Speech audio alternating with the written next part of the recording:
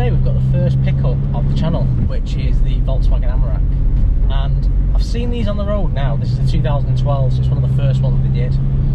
And I've seen these on the road for a while and thought, I quite like the look of them. I've been a big pickup fan for a while. I used to have a Nissan Navara, used to love the truck, I think they were brilliant. And as you know, if you follow the channel, I'm a big fan of commercial vehicles. I love driving a van. So the opportunity to get in another pickup's high on my thing. So I've had this for a few days now. It drives very much like a pickup, like a commercial vehicle. Now, the new Navara that they've done, which the Mercedes X-Class is also based on, they've tried to make that a lot more like a car, especially the X-Class. If you go in the X-Class, it's very sort of A-Class, C-Class inside, with some nice refinements and a nice infotainment system, and it's a lot of sound deadening and things like that. They've tried to make this vehicle that's very capable on and off-road. A lot of these things are a rear-wheel drive, and then you can knock them into four-wheel drive if you wish. That was the case with the Navara I used to have. Now, the advantage to that is obviously if it's rear-wheel drive in the main, then it's more fuel efficient. The disadvantage to that is because they're not a permanent four-wheel drive system, you can only actually put them in four-wheel drive if conditions get really bad. So if we get to a situation where we've got a lot of mud or a lot of snow or something like that, knock them in four-wheel drive, and they're great as a four-wheel drive. You know, on farmland or anything like that, they're brilliant. The issue you have is if you get something that's a bit icy, a little bit of dusting on the road that's a bit tricky, and you think, I can do with four-wheel drive, you can't put these in four-wheel drive because you'll damage the drivetrain. So whereas a Land Rover or a Toyota Land Cruiser or something like that, that's permanent four-wheel drive, would handle absolutely great, these things handle like a rear-wheel drive Merc, which, if you've ever driven a rear-wheel drive Merc in a little bit of snow or ice, it's not a fun place to be. So that's sort of the negatives to them. But as I say, what Mercedes and Nissan have done now is made them a very car-like experience with a bed on the back. What Volkswagen have done is kept it more like the old Navara, or like something like an Isuzu Denver or something like that, which I quite like. I like the fact that we're in a commercial vehicle, but we've got space for the family as well. We've got 5 seats in the thing. It's a 5-door, not a 4-door. We've got an infotainment system. I think it's an aftermarket one, and this is a Kenwood unit that's got sat-nav, and it's got the option for a TV tuner should you so wish. You've got the aerial in and stuff, and Bluetooth audio, Bluetooth phone, all the usual gizmos and gadgets. We've got electric mirrors, we've got electric windows, we've got air conditioning. That's about it really. They've kept everything very basic. Now they do a much higher specification version of this, which then gives you things like the heated seats and leather seats and things like that. But at the end of the day, I mean, it's in really good condition. This, at the end of the day, it is a commercial vehicle. You're going to be throwing stuff in the back. You're going to be getting in clothes that aren't the cleanest. So do we really want all them refinements in something like this? Probably not.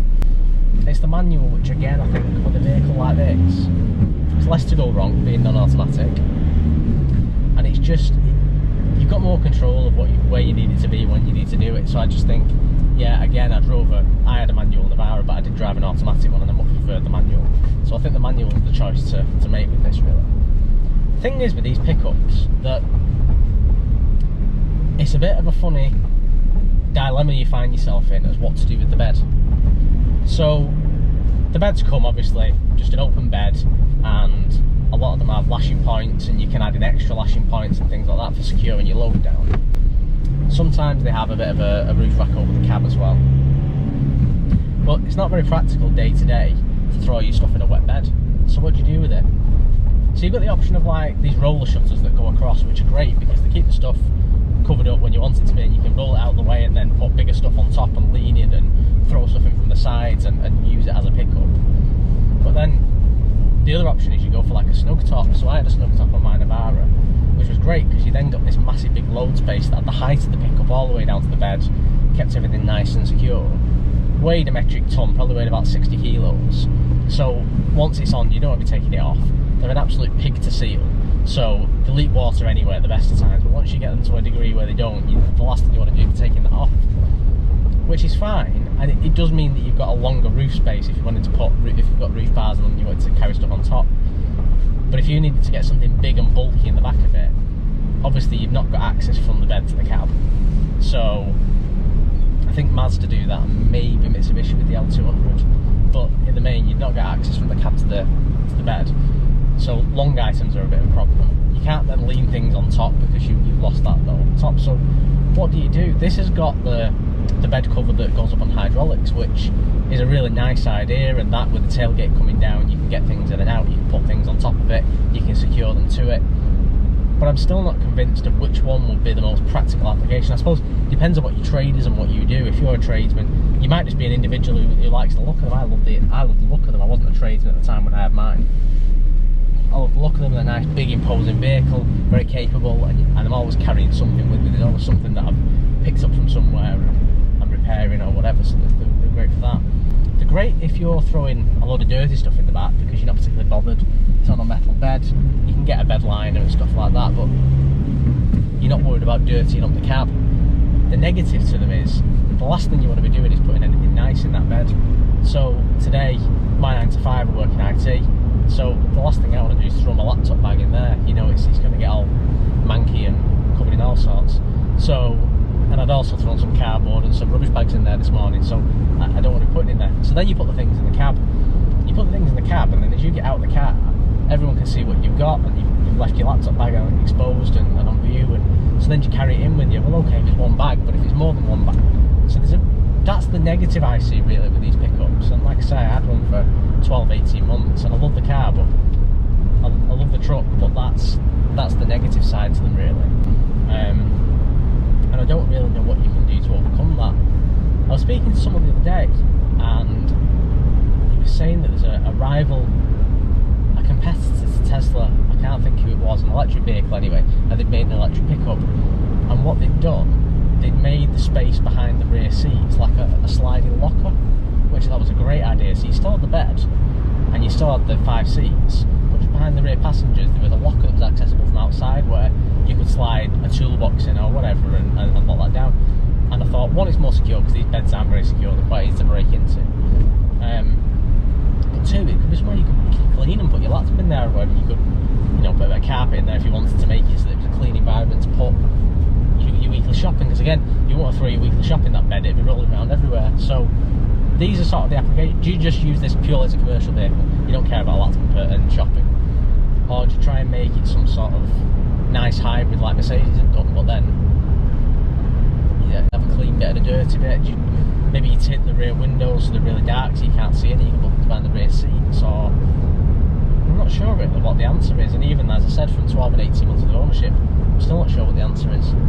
But they have a lot of fun to drive, they're very high up, great for the kids to be in the back and high up, you feel very safe and secure in them, plenty of room to take whatever you want with you wherever you're going. We did a couple of centre parks trips in ours with the, like I said, with the snug top on top, and they were brilliant. They don't ever feel like they're going to break on you. This one's done 30,000 now in 8 years, so it's sort of a high mileage example, but it drives absolutely great. It's a 6-speed manual box. They've got sort of a low ratio on the box. You've got various off-roading options for locking differentials and a hill descent control they call an off-road mode. You've got bed lights. They give you everything you need, but not things you don't need really. I mean, they've not wasted money and time on heated seats and leather seats and cruise control. It's not designed for that. You can spec all that should you want it, but in the main it's not designed for that, and it's a great vehicle. I really am impressed with this Amarok. I think I'd seen them on the road a few times and thought, I've driven the Denver, I've driven obviously the Navara, never driven an L200 actually, that'd be interesting to take out as well. But this reminds me much of I took the Mitsubishi Shogun Sport out recently, and it's not a commercial vehicle by any stretch of the imagination, it's a proper 4x4, it's a 7-seat 4x4, and I remember having a conversation with the guy when I got back, and I said, it's quite noisy and quite slow, and he said, yeah, he said it's sort of designed to be that. So I said, oh right, and he said, yeah, he said that the reason why they do that is to make these engines last. He said, and sort of this vehicle will do 30-40 years and it'll do 300-400,000 miles. And he said, but it doesn't need hammering about. He said, it's quite noisy in this, but he said it's agricultural almost. And I said, yeah, and when you accept it for them limitations and you accept it as what it is, it's a great vehicle. And it was again, it felt absolutely indestructible. It made me feel very much like being in a Hilux or in a Land Cruiser or something like that. And I think that's what this does. This gives you the impression that things are going to be okay. They're going to be okay for another 250,000 miles on top of what we've done now. Very, very capable. As long as it's serviced and maintained and looked after, I think they're a very capable vehicle. And Volkswagen have done a good job of it. I think Volkswagen, as of late, have gone a little bit plasticky with things like the Golf and the Scirocco and the Passat and things like that. The old Mark IV Golfs were fantastic. They were a force to be reckoned with. They were very solid and sturdy, and the adverts, they sound like a Golf. They sounded great. Whereas I think the modern ones now, they've gone a bit, not cheap and rubbish, but they have gone a little bit more plastic in the Volkswagens of old. And I think this takes it back. This reminds me very much of a Mark IV Golf, and as far as it's very robust and sturdy and bomb-proof, and you can give it a good wobble and it'll still carry on. They've got the big bumpers on the back with the tow bar, so you're not frightened of sort of knocking it into things and bits like that. And obviously it's capable of towing as well. So yeah, that's where we're at really with the Amarok. It's only a short video today, but I just thought we'd have the first pick up on the channel and we'd have a look. So I hope you enjoyed that video today. If you have, please do make sure you smash the like button. It really, really helps. If you're not already subscribed to the channel, please make sure you do so, and also ring that bell to be notified of all new content I drop. And I'll see you all very soon.